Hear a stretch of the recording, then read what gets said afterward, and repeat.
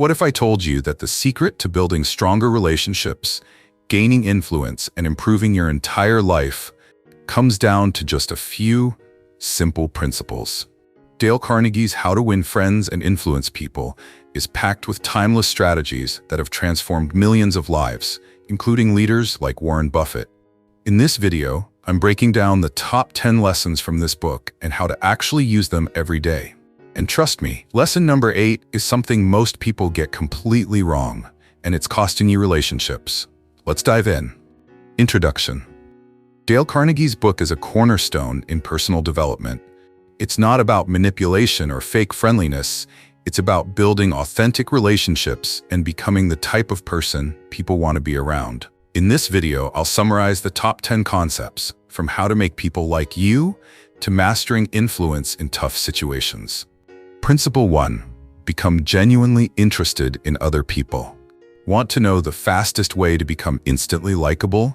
Stop focusing on yourself and start focusing on others. Carnegie shares countless stories of people who turned regular interactions into meaningful relationships simply by showing genuine curiosity. Imagine meeting someone who asks questions about your favorite hobby or your life dreams. It's hard not to like them. To practice, start with one person each day. Ask open-ended questions like, "What are you passionate about?" and respond with words that reveal your interest like, "That's awesome, tell me more." Over time, this habit will change how others see you. Principle 2. Smile. Here's a small habit that costs nothing, but can change everything. Start smiling more. Carnegie emphasizes that smiling sets the foundation for good relationships and positivity. Studies in psychology even show that smiling can trick your brain into feeling happier, and it creates a contagious effect on those around you. Whenever you meet someone, a friend, colleague, or stranger, simply smile. It's a shortcut to being approachable and setting a positive tone for every interaction. Principle 3. Remember people's names. Do you know the simplest way to leave a lasting impression? Remember someone's name. It's the sweetest sound they'll ever hear. Carnegie recounts that successful leaders like Teddy Roosevelt would go out of their way to remember and use people's names during conversations. This simple gesture shows people they matter. Try this. The next time you meet someone, repeat their name back. E.g., "Nice to meet you, Sarah." Then, use it naturally 2 to 3 more times during the conversation. It's a guaranteed way to leave an impact. Principle 4. Be a good listener. Most people don't genuinely listen. They're just waiting for their turn to speak. Here's how to stand out by doing the opposite. Carnegie describes how a businessman became popular simply by listening. He found that by letting other people talk, they valued the conversation even more, even if he hardly said a word. Start practicing active listening. This means maintaining eye contact, avoiding interruptions, and using phrases like, "That's really interesting. Can you dive deeper into that?" People will remember how you made them feel heard. Principle 5. Avoid arguments. Believe it or not, even if you win an argument, you still lose. Here's why. Carnegie explains that arguments damage relationships because no one likes being proven wrong. It bruises egos and creates resentment. Instead of debating, he suggests finding common ground and remaining calm. Next time you're tempted to argue, pause and say, "That's an interesting point. Can you explain more?" This approach diffuses tension and improves collaboration, even when opinions differ. Principle 6. Show appreciation. Here's something the best leaders, partners, and influencers do. They make others feel valued through genuine appreciation.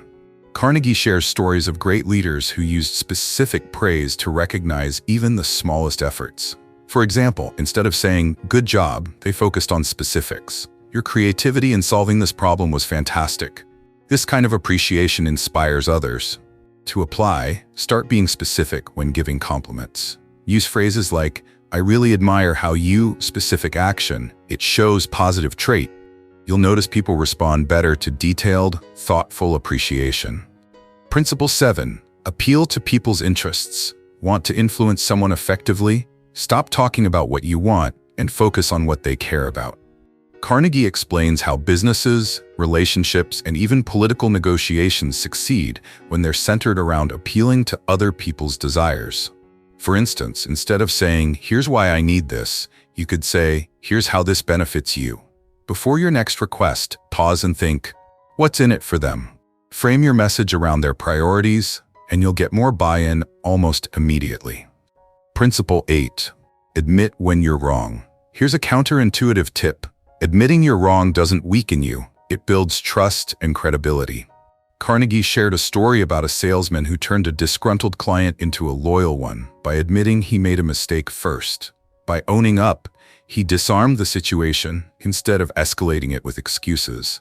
The next time you make a mistake, say something like, "You're absolutely right. I didn't handle that well." This humility not only softens criticism but also sets a tone of respect and accountability. Principle 9. Avoid criticizing others. Ever notice how being criticized feels more like a personal attack, even when it's constructive?